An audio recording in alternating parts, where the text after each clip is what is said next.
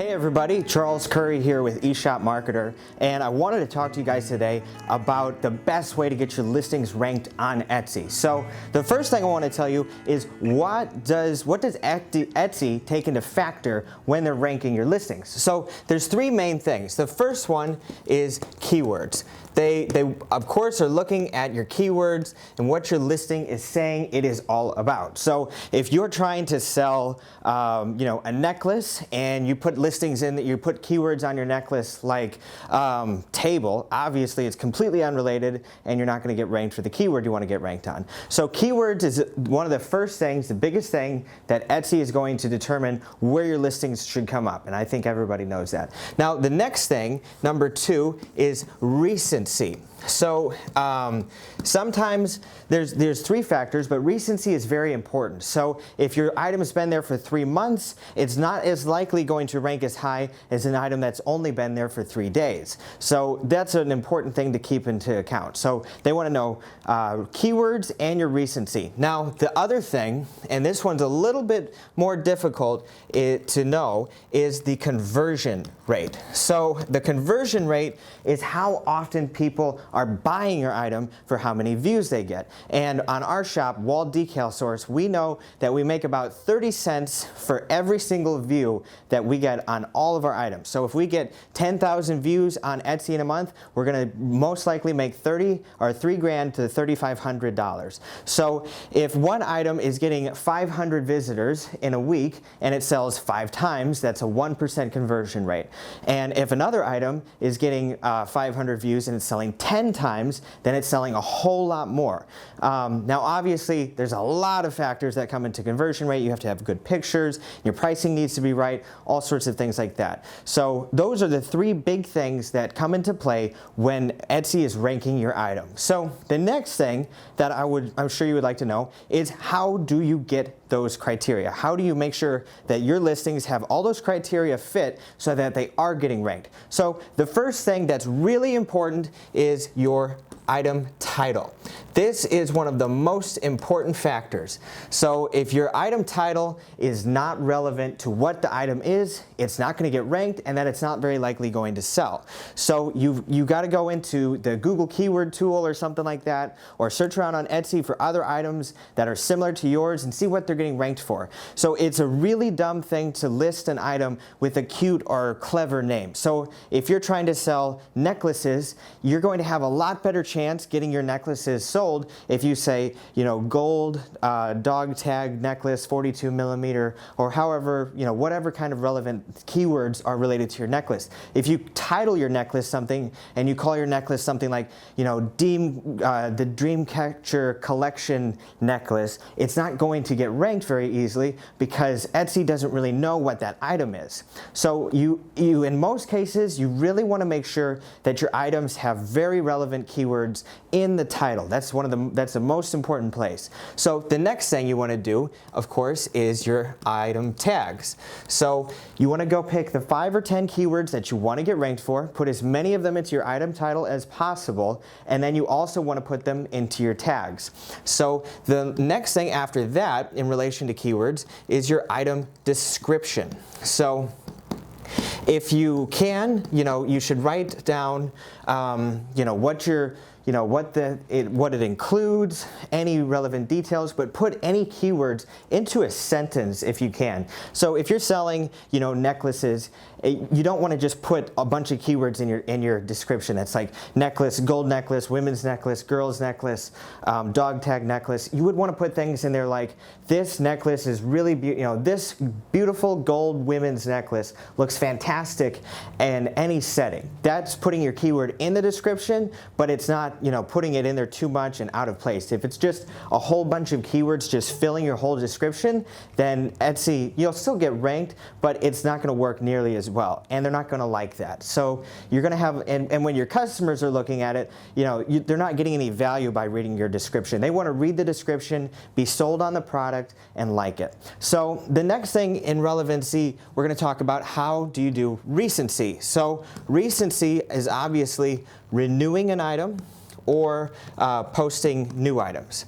So you should renew your item depending on how many items your store has. If you have 50 items, 100 items, or 1,000 items, obviously if you're renewing 10% of your items every month and you have 50 items, that's only 5 renewals. If you're renewing 10%, you have 1,000 items, that's a lot of renewals. So I would suggest if you have an item that's really selling very well, and if it sells enough, you don't even need to renew it more often than how often it sells. Depending on the quantity, if you have a really large quantity on your item, then obviously you don't have to renew it each time it sells. Your quantity just goes down. So if you have an item that's converting really well and it's doing really well, I would suggest renewing it maybe once a week. That's a good place. It only costs 20 cents, and I know that adds up, but if the item's doing well and it's selling, renewing it keeps putting you back up at the top for recency. It's one of the simplest things to do, costs 20 cents, and you renew it.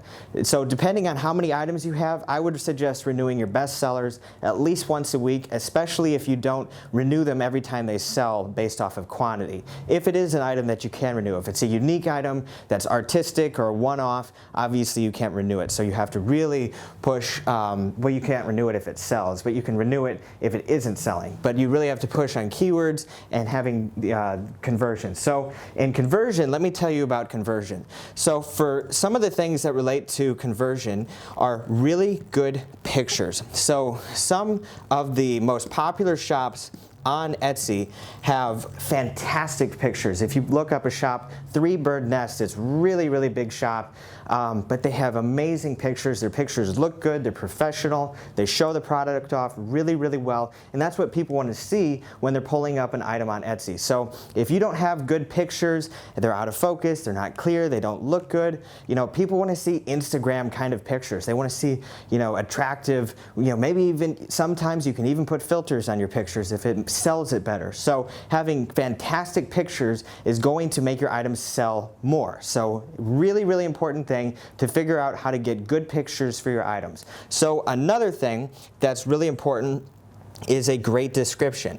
And this obviously, my handwriting is horrible. It's getting worse on this whiteboard.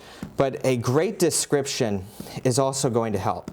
So like I said with you want to have keywords in your description. You also want to have a description that really sells your product. It describes it. So if you're selling necklaces, tell them how they can use it. This necklace goes really good in a formal setting. This necklace goes really good in a relaxed and casual setting.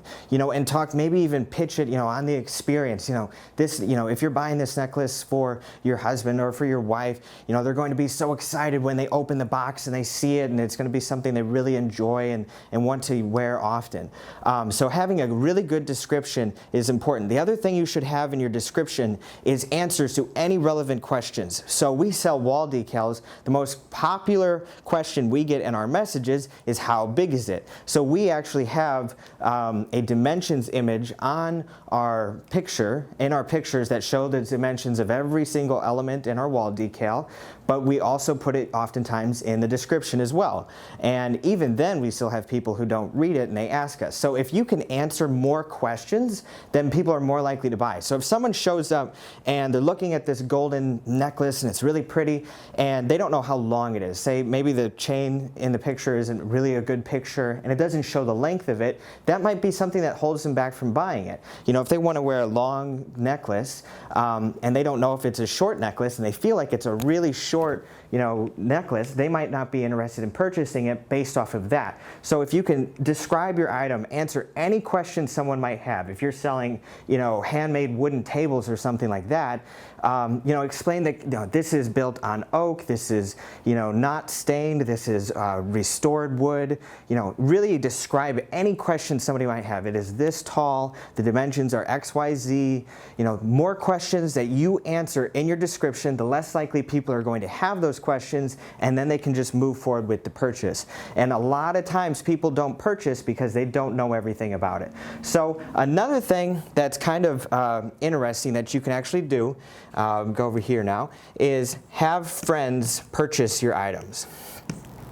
So have friends buy, or buy yourself. So what I mean by that is if you're trying to show up a lot for a specific keyword, and it's an item that you can sell multiple quantities of. Obviously this isn't going to work if it's a unique one-time item, but if you're selling necklaces and you want to show up in the gold necklace area, like I said, with conversion, Etsy wants to know that your item's going to convert. So if you say, hey pal, go on to Etsy, search women's golden necklace, pull up my item, this is what it is, and then go ahead and buy it or favorite it, and that's going to help me out a lot, and I'll reimburse you whatever you pay for it, give you all your money back, and I'll give you the necklace for free, or however you can do it. And if you don't want to go all the way to that length of having them actually buy it, then you could just say, hey, go to the item, favorite the item, and then just set your computer on it, read everything, and just spend time looking at that item, because that's showing that your item is relevant to that keyword. So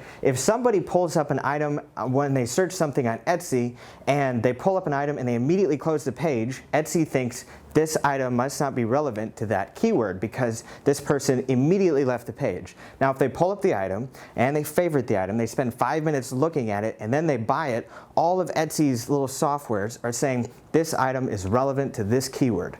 So even if they don't buy it, but they favorite it and they spend 5 minutes looking at it, because Etsy tracks how much time every single page is opened and viewed in every single person's computer.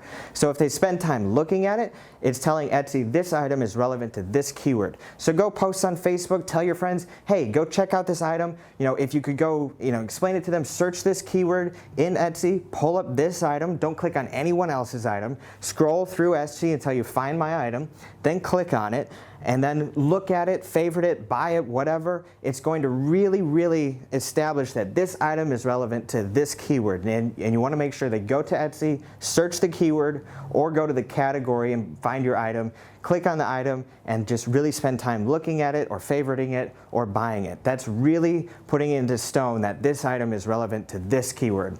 So another thing, of course, that you can do is social media. If you have Pinterest or Facebook, Instagram, Twitter, Pinterest is really, really powerful for this. Post your item on Pinterest. If you can show multiple pictures, if you've got 5 pictures for your item, you can post that picture 5 times to Pinterest on different boards, different places. And if you have really fantastic pictures, it can go viral. People can click on it, go straight to Etsy, and buy it right away. So if you're promoting it on social media, on Pinterest especially, it's the most powerful one, and you go viral, you can get a ton of traffic. And Etsy, if you're sending traffic to Etsy, they're going to promote you even more, because they're getting outside traffic and you're making a lot of sales for this item, and it's converting really, really high. So if somebody comes from Pinterest to your item and buys it, let's say 10 people from Pinterest view your item, 1 buy it, and 10 people from Pinterest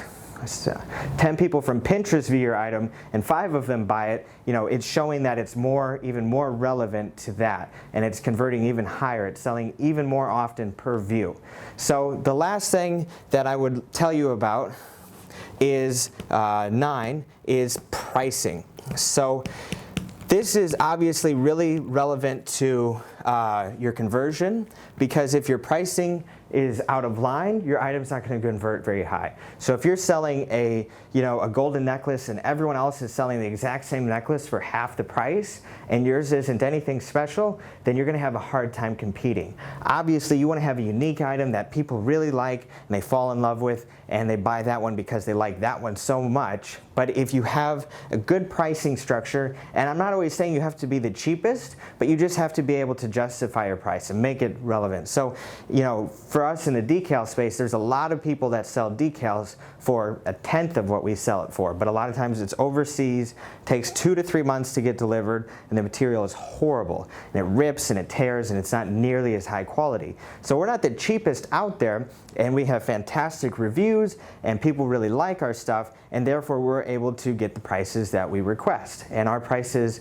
are a little bit higher than the average decal shop shop's price. Not much higher. There's shops that are even higher than us, but it all depends on how you play the game. So if your item looks exactly like everybody else's item and it's priced higher, you're going to have a really hard time. If your item looks a lot better and it looks cuter and it's more relevant and it fits all these other things like keywords really, really well, you can price it, wherever you need it to be, and you can make the sales. And if you can price it a little bit lower and still do well, sometimes pricing it competitively is a good plan. So those are some of the main things. Again, keywords, recency, and how often your item sells for how many views it gets are the big factors that Etsy is looking for. And I'll cover it again real quick here. You want to make sure your title has the keywords you want to get ranked for. You want to make sure your tags have the keywords you want to get ranked for. You want to make sure you can put your keywords into your description wherever possible. You want to renew it rather frequently, maybe once every week or two. You want to have fantastic pictures. It makes a massive difference. You want to have a great description for your product that really sells it and answers any questions. You want to, if possible, have your friends search your items for you. Pull them up on Etsy, click on the item, favorite it, buy it, spend time on the page. So it's really connected. Next thing, promote it on Pinterest, social media, Instagram, Facebook, whatever you can. And the last thing that's really important is your pricing. So again, I'm Charles Curry. Hope you guys like this video. If you have any questions, go ahead and post them in the comments below, and hope you have a nice day. Thank you.